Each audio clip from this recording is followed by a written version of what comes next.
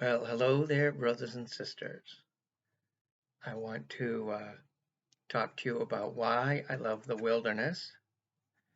There's so many different great things about it, and I'd like to dedicate this video to a dear friend of mine, Tanea Jones, who lives in a city, but she deeply enjoys the beauty of nature and healthy lifestyle. And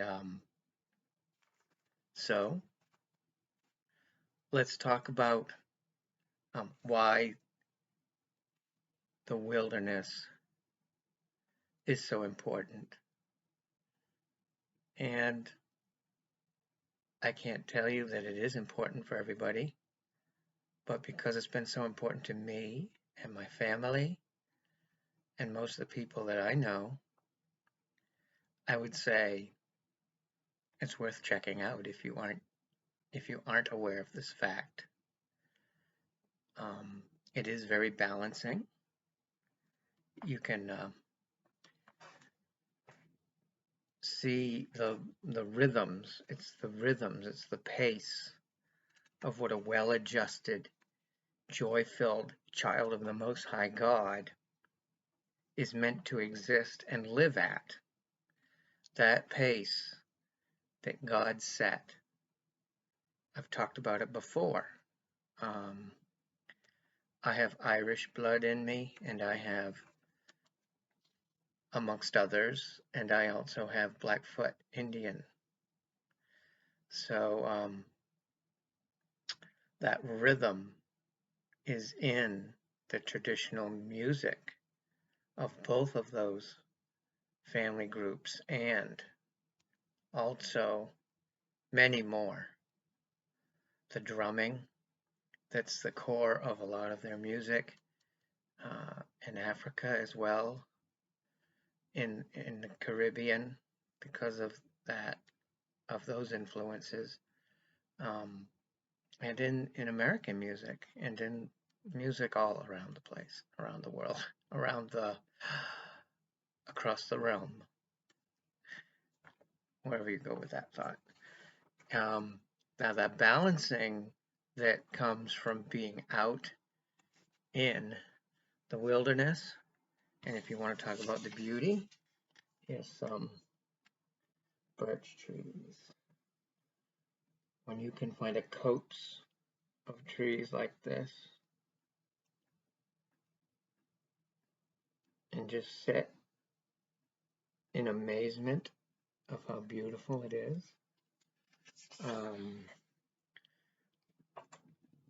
you'll start slowing yourself down, slowing yourself to the God flow, the beauty of nature. Here's a picture I took.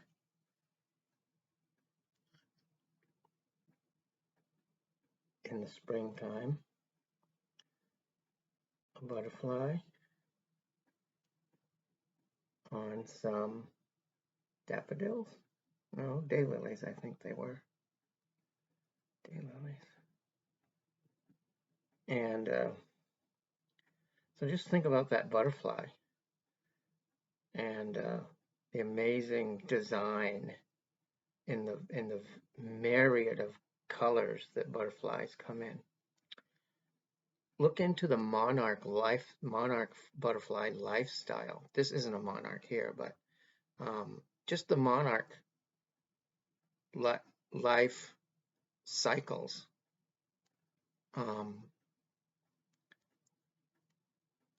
When they head out of Mexico, and then they lay their eggs, and then they hatch as the caterpillars, and by the time they go into their cocoon and come out the butterflies, the ones that fly back down from Canada and northern United States, and the ones that are going back to Mexico are actually the third generation from the ones that left from Mexico. So How do they know? It's instinct. Well, what's instinct? Instinct in the animals is the design of God.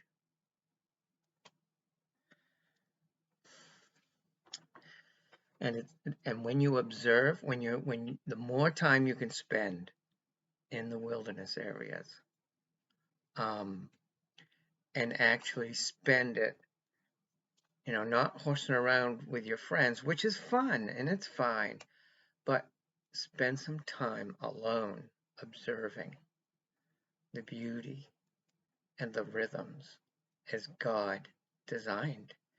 And it sets your biological clock back to that time. If you can camp out, I like to camp out in a tent. So I showed you a picture I took, photograph. Okay, then also here's one that I drew and colored with pen and ink. There is bald eagle's eye, and he's looking over. See, he's kind of looking over a stylized mountains and wilderness forest. Is it a lake? Is it? No, I think it's a river coming down from the mountains. Could be Almighty God looking at what he's created and saying, it's good. It's good. So, when you stand in that forest or atop that mountain or jump into one of those mountain rivers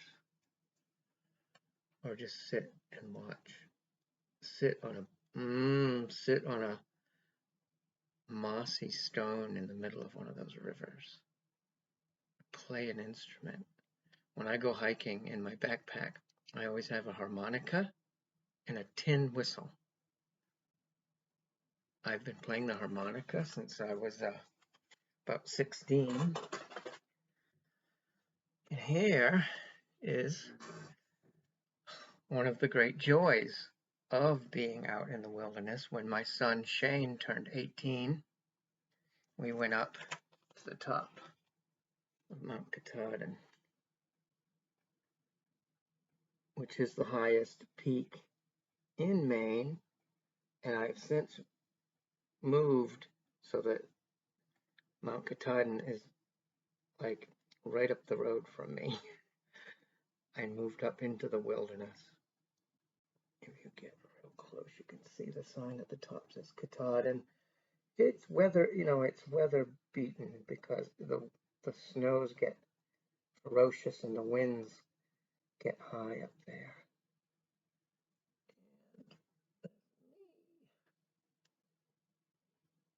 And there's Shane. It was a great time. Well, we spent time together the night before and that night in a campground in Baxter State Park. And Baxter State Park is a very sort of back to nature idea. That this is this is our campsite. Let me get the flash off it. There.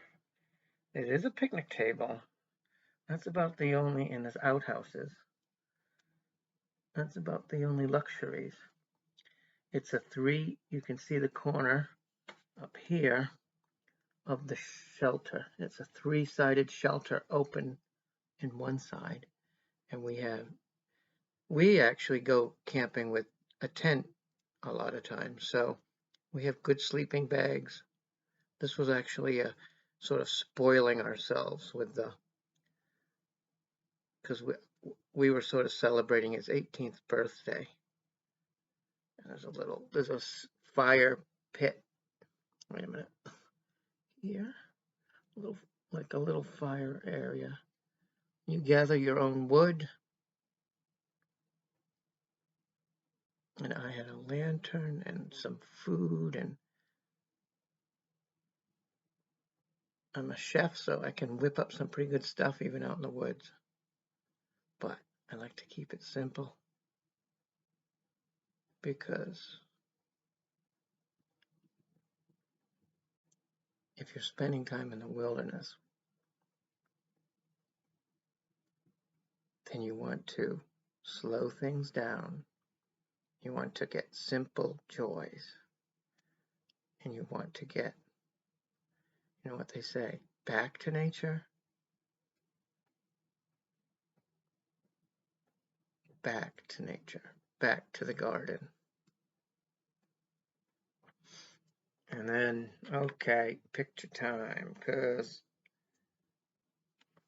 here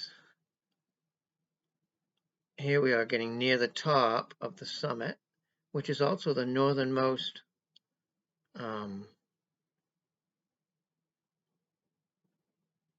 part of the Appalachian Trail. They call it the Terminus of the Appalachian Trail. And I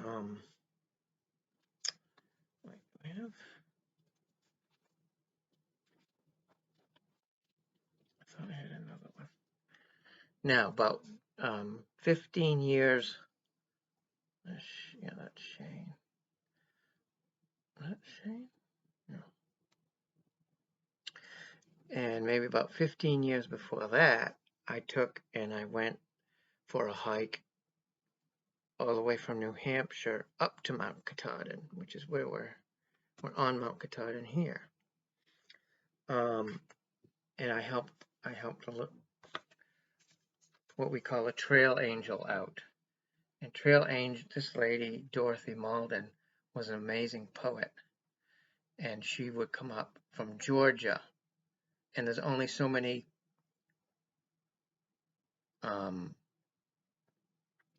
camping spots and so many, I don't know, outside of Maine people that can stay. And it's sort of like a lottery. If they get too many people applying, they always keep a certain amount for Mainers. That was set up by Percival Baxter, who donated the land for Baxter State Park. So anyway, I went up to help her because she was on crutches because of a work accident that happened years earlier. And she would bring boxes of food for the hikers that would be coming from the last stage of the Appalachian Trail. It's called the 100-mile wilderness. And you have to really plan your food carefully. So she'd bring canned food and stuff for people that were coming through that were going to go up Mount Katahdin in the next couple of days and end their big trip from Georgia to Maine. A lot of people go. It takes all summer and part of the fall, or all spring and most of the summer. And she snapped a couple good pictures of me. That's me in the middle of a river up there, playing my tin whistle. See, always bring that with me, and my harmonica too, but the tin whistle is a especially amazing instrument when you're surrounded by rivers, mountain streams. And she gave me that neckerchief. She went to a place down in Virginia. They call it Trail Days. And let me show you. It'll be hard to see, but there's a slide on the neckerchief that's actually a wooden boot. It's hand carved. It even has little leather shoelaces. If I could just stand still. And she got that, even though I wanted to help her. And look at that beautiful river, and there's rocks, and beautiful wilderness. But she got that neckerchief and another smaller slide like that. I mean, to match that slide for my son, who was 4, 5 maybe at the time. And it's about a third of the size. It's a little wooden boot, hiking boot, just like that one. See? I didn't point it out very good. I think you can see it. It's like a little hiking boot. And it has a hole made right in the middle where it slides up. Actually, I still have it. Hang on. So there is, look at the skill, the tongue of the boot. It doesn't move, but it's carved to look like it's opened up. It's got real little leather laces. Even the carving is astounding on the, look at, there's like little stitches carved into the sole of the boot. It is such a beautiful thing. And look at that thing. Isn't that amazing? And it slides up the neckerchief, so you tighten it and don't lose it when you have your neckerchief on. And these things are great because you can use it for a headband, you know, slide it out of the boot. I'm not going to slide it out though right now. You can use it, you could dip it into less than pure water and squeeze it out to purify it. If you were in a place where you're running almost out of water, you can wipe your brow with it. Yeah, and it's just a beautiful thing.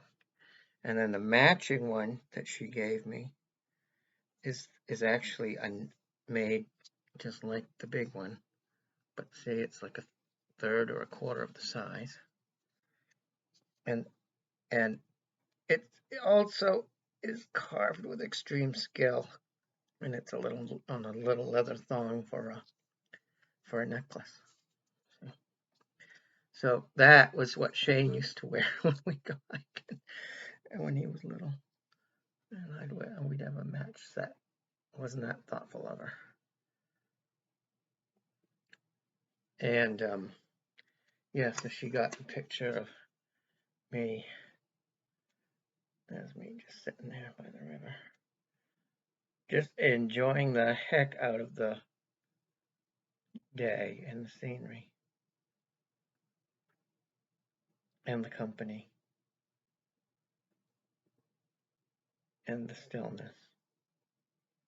And it's not quiet because that river's making a lot of noise, but it's a noise that isn't offensive to the ear. See?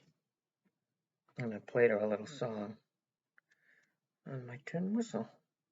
Tin whistle is an old Irish instrument.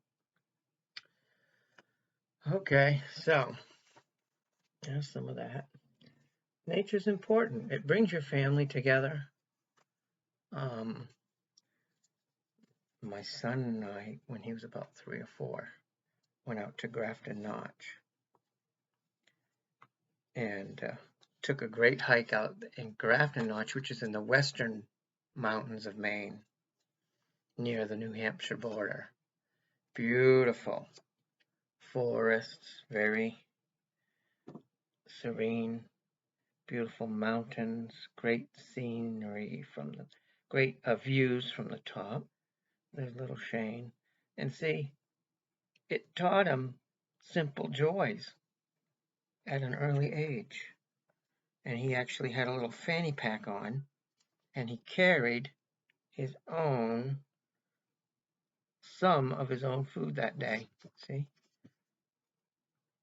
He's actually eating an apple he had in his little, I mean, he was a little young to have a backpack. So I gave him a little fanny pack so he could carry some of his own food. Look how beautiful that is. That was just a day trip. We didn't camp out yet. I'm getting a little older for that, but he brings his family out into the woods. So, simple joys, the way God designed it. Here was a different day. He's probably 12 or so, 10 or 12. And he actually snapped a picture of me. See, that's part of why you go up to the wilderness. Look at those mountains across the valley. And this was at the base of a fire watchtower, but was abandoned. But you could climb up and get even a more panoramic view.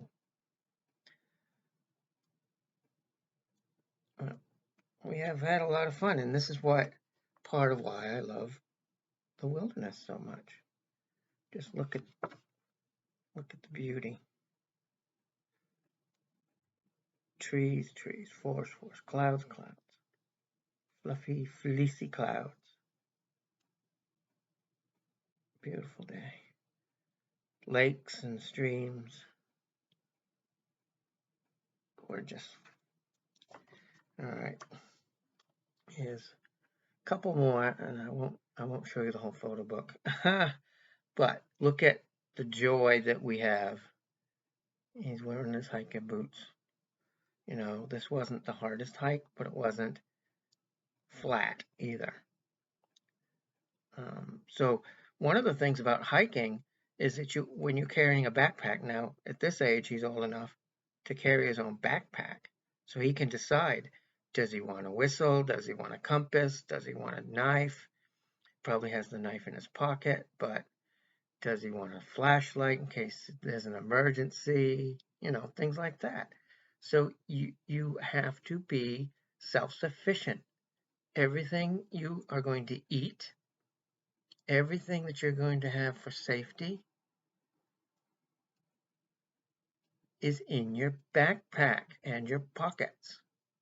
Are you going to bring thread? Are you going to bring a toothbrush if you're doing like a 2 or 3 day hike?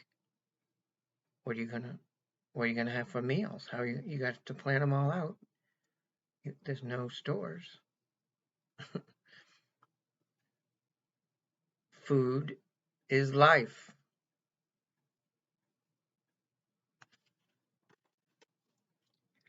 And just for fun, like I said, kids are kids. So,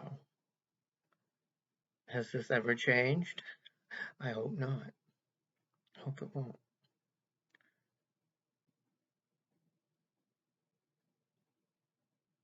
Fun, fun, fun.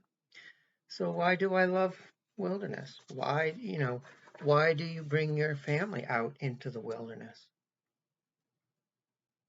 You can see the joy in both of us. And so it's really good exercise. You burn as much calories as marathon runners.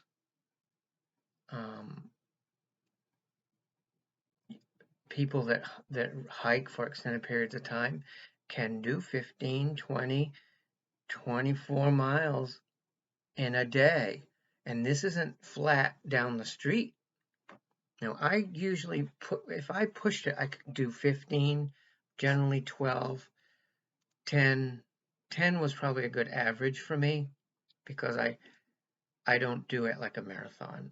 First of all, I'll stop halfway through a day and you know what I had thought maybe where I would be. That's why I bring a tent so I don't have to make it to the shelters. I can stop beside a mountain stream. I can stop next to a pond or a lake, wherever I want. Some say you can't do that. I say sovereign mankind can do it. I'm eating starfruit and organic blackberries today. No, I didn't pick those in Maine. Although few weeks ago, I could have picked wild blackberries. I know there's a bunch of patches out in the woods. So, yeah, you have this blend of Irish. I have a blend of Irish. So here's some of the Irish. The Celtic, right? The mystery. This is called a dolmen. Some people think it was a place of worship.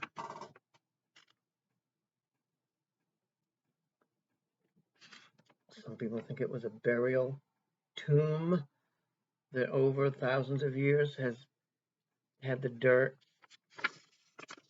from these two stone areas sort of blown away over time, and the body would have been buried right here, and that would have been the capstone, and there would have been like a little hill area here. And other people think that the Druids worshipped there. I've always had a strong connection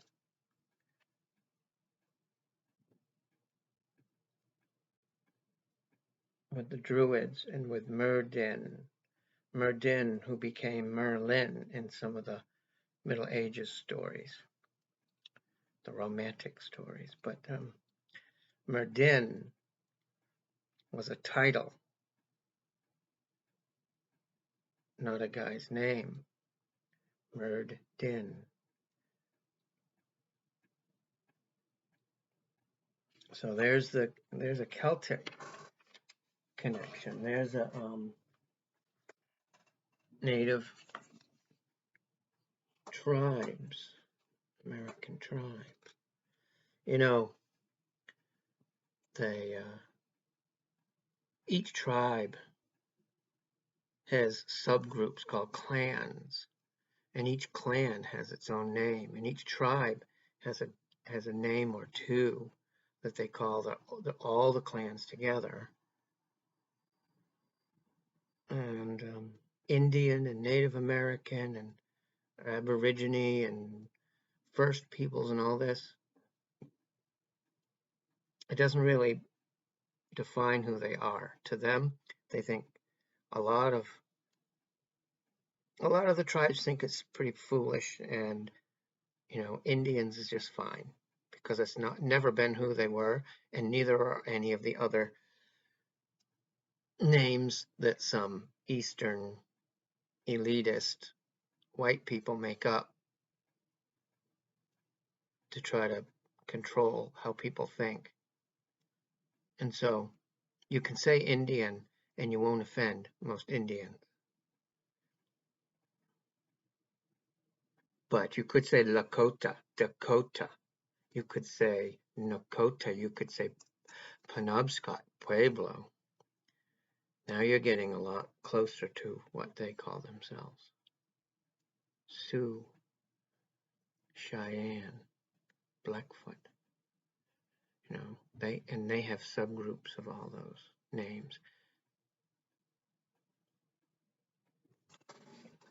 So it's a great combo as far as appreciating the wilderness. The Celts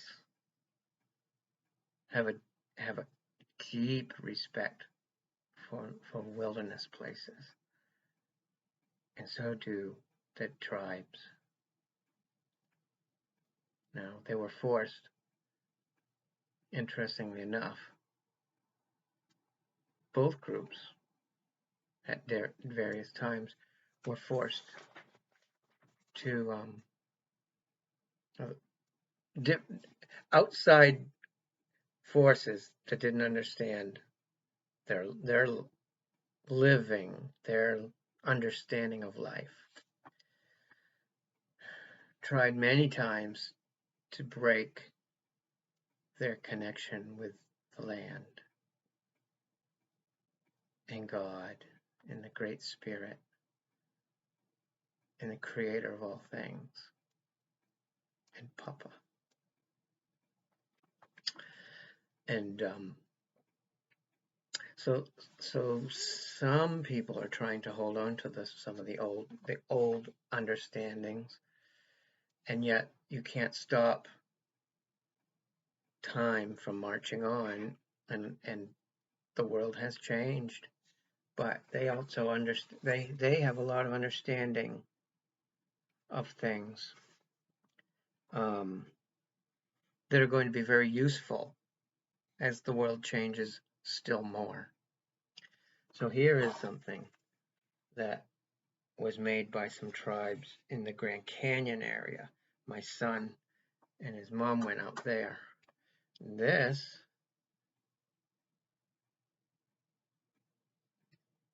is made out of 3 feathers, which interestingly is a very sacred number, over and over and over again, right?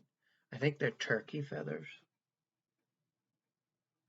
Some of these, depending where they are, where the tribes are, might make them with eagle feathers, hawk feathers, turkey feathers. And then they, of course, they decorate with beadwork. And in the older times, they might have used shell, bits of coral that they would have traded with other Indians. And there's like leather here. And I use this. Here's something I harvest myself. Sage. And that's something I go and forage and harvest. I burn that. I burn it. Also, I make tea with it because it's very good for you. Good. And then, as it has a lot of a resiny, sticky kind of ness in its leaves and buds, and so it smokes sort of slow, and you can keep it from going out. And that's called a smudge, and you can keep evil out of your home. And so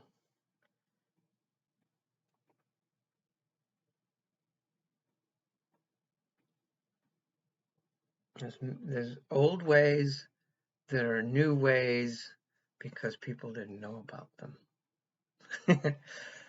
And one of those type of deals is how herbs, people becoming more aware of them again. Now the Celts and the Native Americans always had this connection with the wilderness, and they knew that God has given us cures for any kind of disease you might mention. There's a book called Back to Eden that Jethro Kloss, Back to Eden. And this tells he actually researched a lot of the old ways. And he also had some of his own new ideas about cleansing and cleaning, and where they knew, well, they were new at the time, which was in the early 1900s, I think.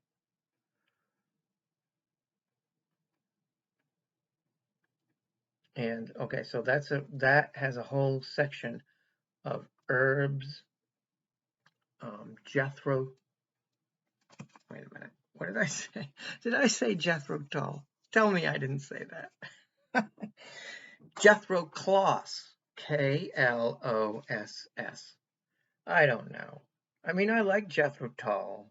Ian Anderson is amazing, and he plays a flute in a rock and roll band, which is unusual. But this is Jethro Kloss. I don't know if I got that right until I rewatch this. I won't know for sure. But anyway, Back to Eden. There's a section about herbs, the uses, the parts of the herbs you use. You know, Mr. Kloss did a lot of seeking for knowledge and truths. And also trees, parts of trees that are useful for healing. And more important than healing, herbalists understand this, is prevention. Keeping your immune system strong so you fight off any kind of germs that are trying to get in. And you need to do some exercise, get some sunlight, breathe lots of fresh air, as we were designed to, as we observe in wilderness, the animals, and as people have researched or taught each other some of the old ways, they learn about the balancing things, that lead to wellness. The herbs are a part of it, and the wild plants, not just herbs, is a really good, and there's different ones. Field guides, the Pearson field guides are great. This one's for Eastern, Central North America. Edible wild plants. So you can actually forage, and I've been doing this for a number of years now. Pearson field guide. Edible wild plants. And it's so you can get different regions according to where you live. And his name is Lee Allen Pearson. Pearson field guides, very famous. And the nice thing about these field guides, there's photographs, there's detailed drawings of the parts of the plants.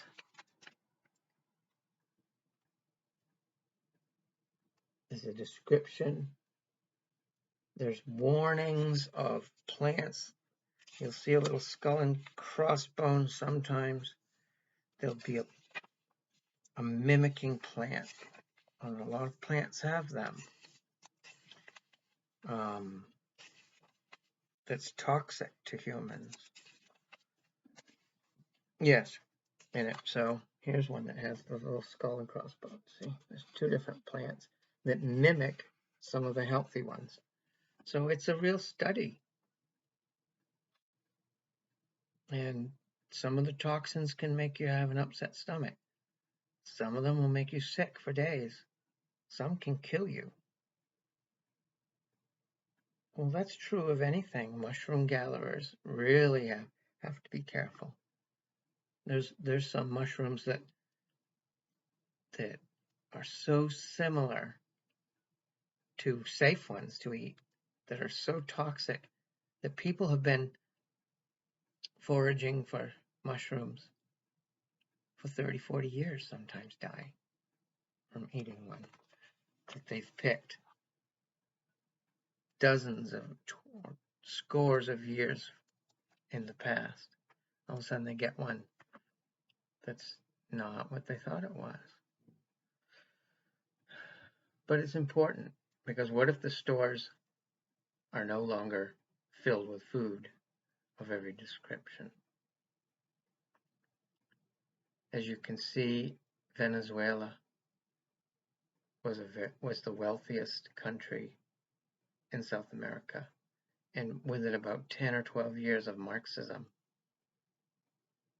they had empty stores, and all of a sudden animals in the zoos disappeared, and there's no more wild cats and dogs, and then no one has any pets, and then they've eaten all their tulips and plants and stuff, like the Dutch had to in World War II.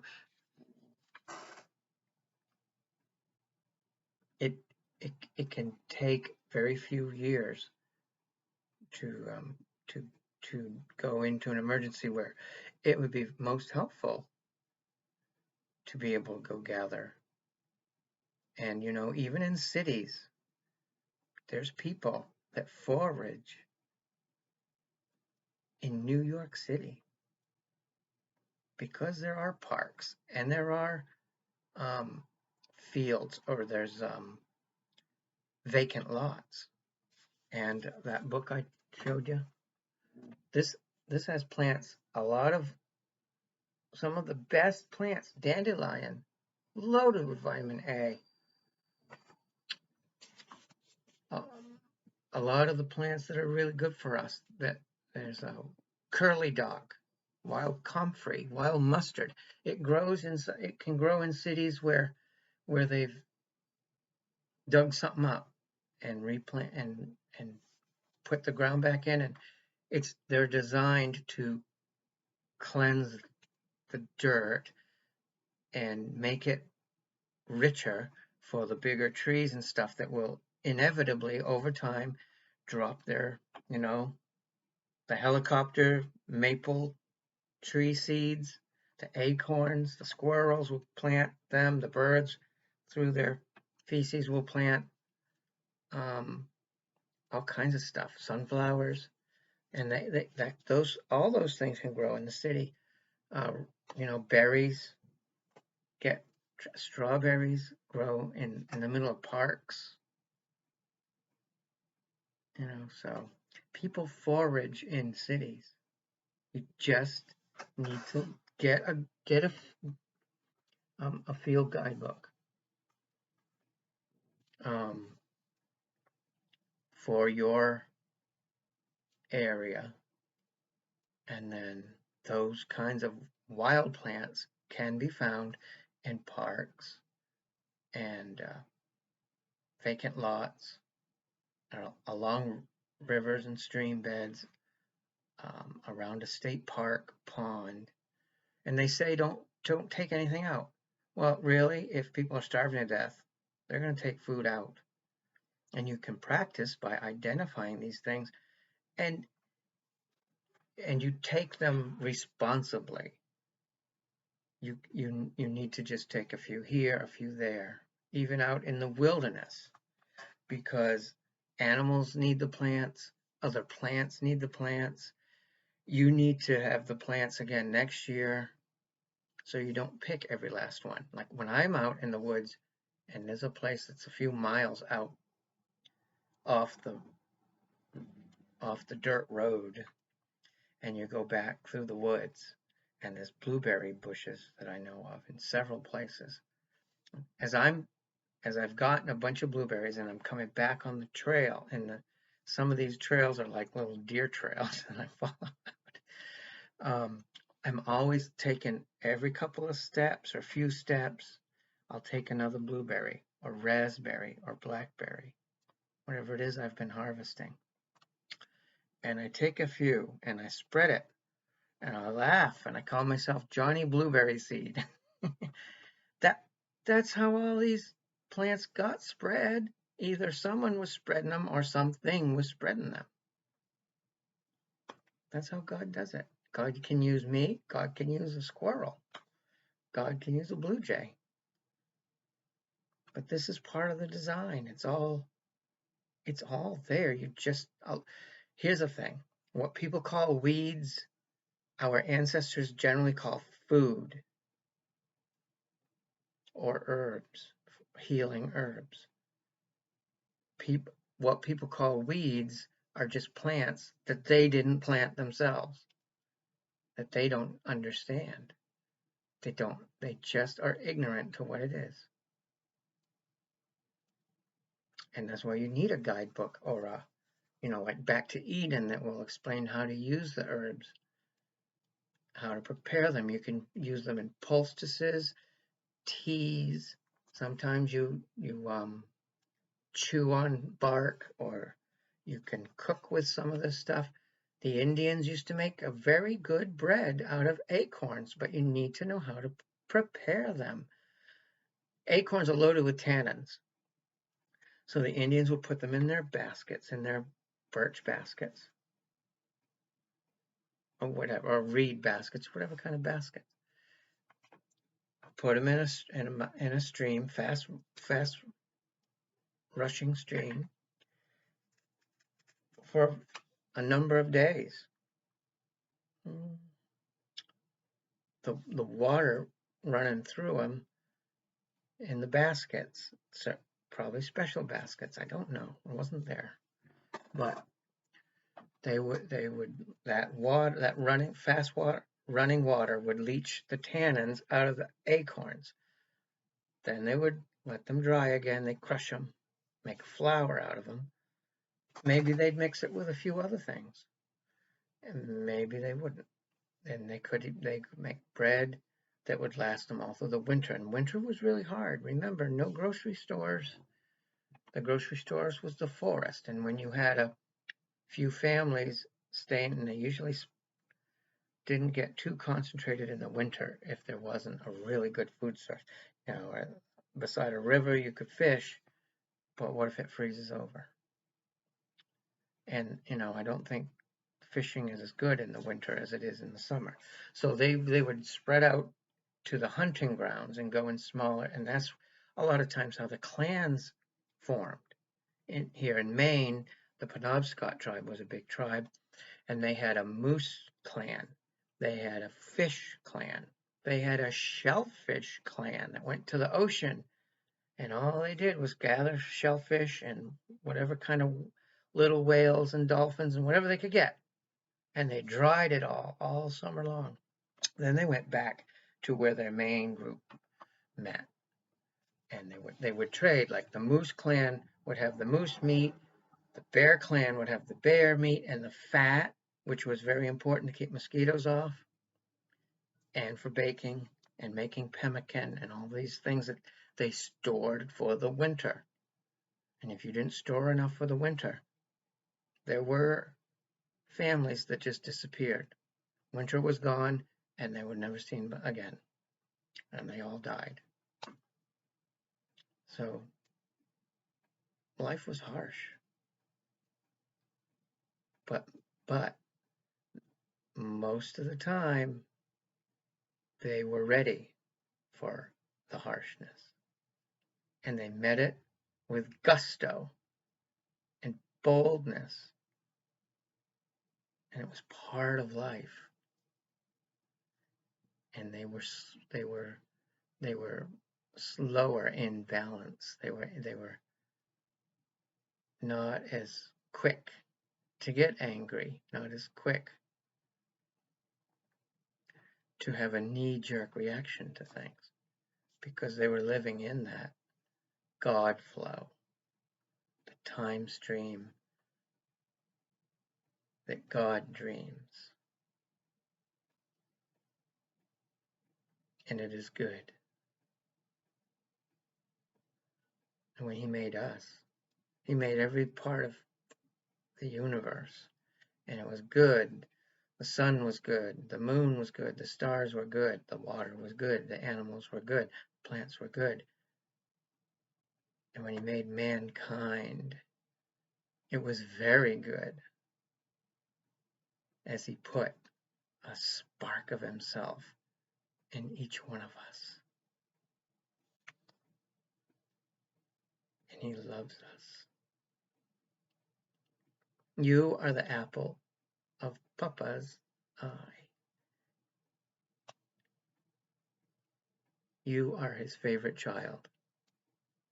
It's true, and it's true, and it's true. And it's true for each one of us. If you ever had more than one child, you know that each one of them is your favorite child. Would you tell one, oh, Bobby's, I love Bobby. I like you, but I love Bobby more? Would you say that to your children? If you would, you're warped and cruel. Most parents would never, ever even dream of saying something like that. But if you have Bobby or Sue or Johnny or Betty, each one, as it's great to spend some time one-on-one with each of your children, right? It's very special to them. And you're going to say, what? You're the apple of my eye. You are my favorite. Now don't tell the other ones. And then you tell the other ones, each one by themselves. Come on. I know my mom did that, although I was her favorite. She told me. This is very good for your young, esteem, your self-esteem. Of course, I'm her favorite. And so was Eric, and so was Steve, and so was Adam. Anyway, I think I covered some good stuff there. That's why I love nature, wilderness. I'll pause this for a minute and think if I forgot anything. So yeah, I think that covered it pretty good. And so in these quickly changing times, and maybe sometimes it feels like it's changing slower than you wanted it to change.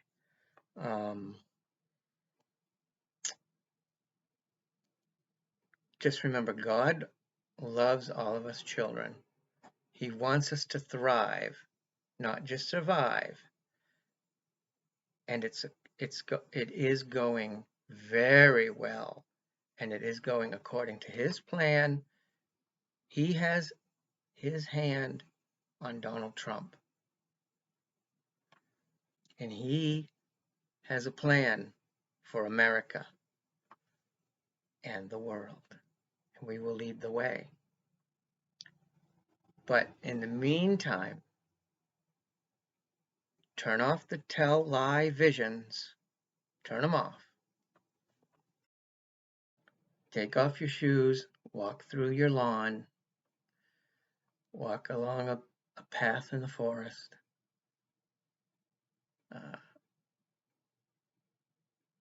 Stick them in the sand at the beach and let the ocean water hit them, or walk along in a mountain stream.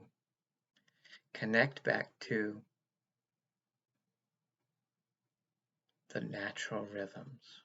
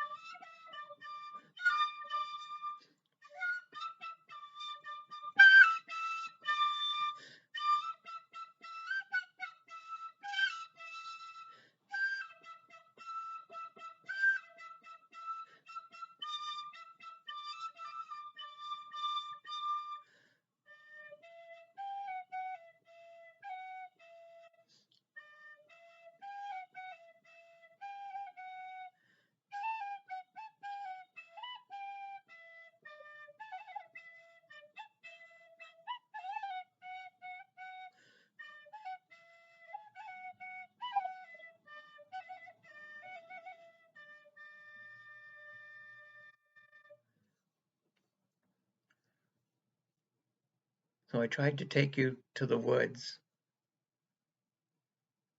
through a little bit of music on the tin whistle. Perhaps you flowed through the trees. Perhaps you danced down a stream. Perhaps you flew with a bird up high to the mountaintop. I kind of caught all those elements.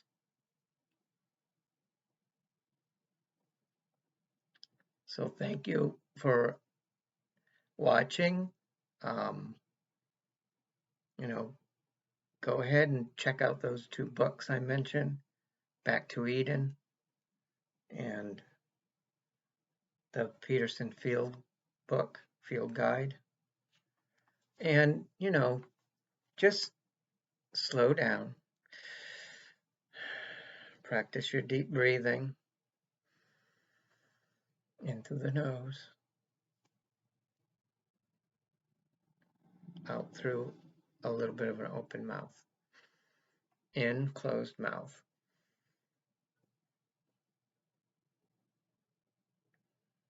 Out, a little bit of opened mouth. Do that 3 times every now and then. Give thanks to Papa. Get outside, get the sun, get the fresh air. Go for a walk every day. Action, take action. This is the time for action. Decide who you serve. You can't sit on the fence anymore.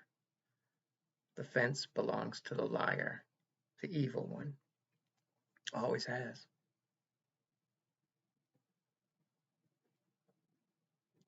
Even saying, I'll have nothing to do with this, I'm going to just ignore it and continue. That's deciding to do nothing is an actual powerful decision. It's negative, but it's a powerful decision. You can't do nothing anymore. Intentional double negative. You have to take action. Be the love, be the light, be a beacon in the night. Be a blessing to your sisters and brothers. Be loving to others because God has loved us so much. He sent his only begotten Son to show us the way to walk in the way that God wants us to walk. Healing, delivering from evil spirits, feeding, clothing, teaching, learning, observing the wilderness, and then bringing it back and teaching others how to balance their lives, how to go and see those beautiful places. Relax, be patient, don't be a doormat, be bold, be wise as our enemies. We have to be as wise as they are. And that means turn off the mesmerizing machines and get back to what God has made for the flow of mankind, and be balanced, and you will find your wellness again. Be loving. Love yourself. Go to the mirror and say, you are the apple of God's eye. The creator of all things loves you. Made beauty for you to observe and to learn from, and to be silent and to have fun. To be a teacher and a student. Always keep learning new things, and you'll always be alive and growing. My friends, my family, my neighbors, my brothers and sisters, I love you all. Thank you so much for joining me, and I hope that you will go and enjoy the wilderness. Until next time, have a great day.